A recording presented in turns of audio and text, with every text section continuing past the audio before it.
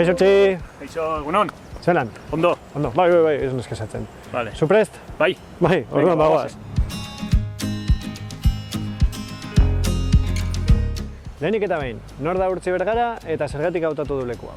Bueno, Urtzi Bergara 45 urteko gazte bat da, 2 alaba ditut, eta leku hau erabaki dut hemen elkarrizketa egitea, mendia gustatzen zaidalako eta lekua proposeta delako. Zeintzuk dira Arrankudiagako EIOtako programaren barruan lanildo nagusiak?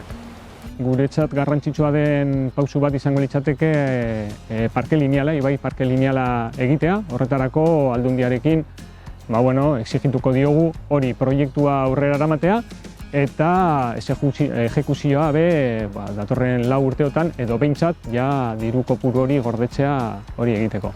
Beste puntu garrantzitsu bat gure ustez da Uribarri eta Iberlandaren arteko bidesarea egitea. Ibiltzen jaisten den jendea ez dauka lekurik segurtasun mailan jaisteko ez, eta uste dugu proiektu hori ere egin beharko dela. Hiri antolamendu plan orokorra berriztatu beharko litzateke, uste dut 2006an onartu zala azkenengo plana, eta hori berriztatu beharra dago, eta hori zer lortuko du, etxe bizitzak Arrankudiagan egin ahal izatea. Ez ditugu etxe bizitzak kooperatiboak nahi, udalak berak kudeatu behar du horren ejekuzioa. Zergatik horrela zer lortzen dugun jendeari etxe bizitza gutxiago kostatzea. Beste alde batetik, tasa eta zergak ditugu. Azkenengo urteetan, tasak eta zergak gorantza joan egin dira, eta Arrankudiak daukan remanente positiboa oso handia da. Ezin diogu karga hori Arrankudiako eta Azoioko biztanleei jaitsi. Azkenengo urtean, uste dut, 471.000 eurotako remanente positiboa izan da, eta nik uste dut, hori izan dela horrela izan, ez? Eta beste alde batetik, gure planteamendu da, hurrengo 4 urteotan, tasak eta zergak mantendu, izoztu egingo ditugu, eta ez ditugu igoko.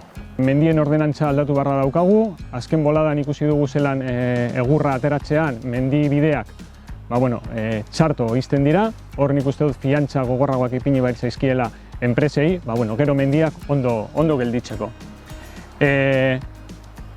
Komunitate energetikoak sortu nahi dituzten etxe multzoak gure laguntza edukiko dute udal mailan, eta gero pausu bat eman behar da eraikuntz publikoen aurreztasun energetikoan.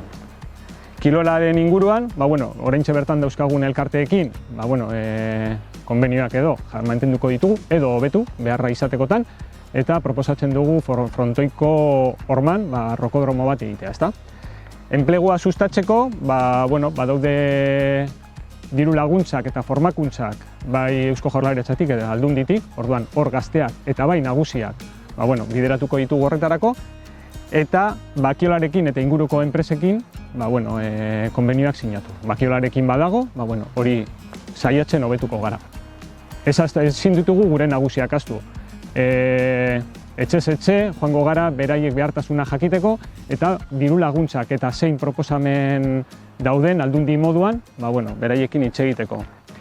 Beste alde batetik, emakumeen inguruan berdintasun plan bat dago, pasadan legealdetik, berdintasun plan hori kajoi batean dago, nik uste dut berretsi behar dugula eta martxan ipini.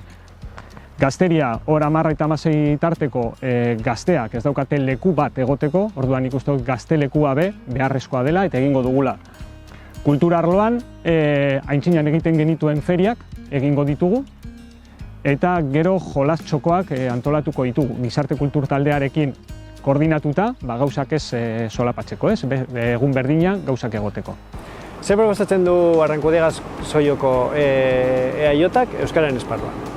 Hor, Euskararen esparruan 2 puntu garrantzitsu ditugu.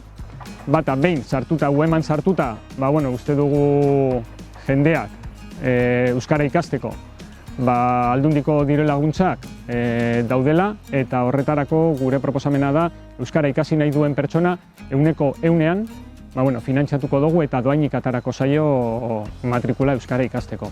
Eta beste alde batetik, badago bikain ziurtagiria, Eusko Jaurlaritzak ateratzen duen ziurtagiri bat dela, zelan Euskararen presentzia eta erabilira udal barruan, ziurtatzen duena.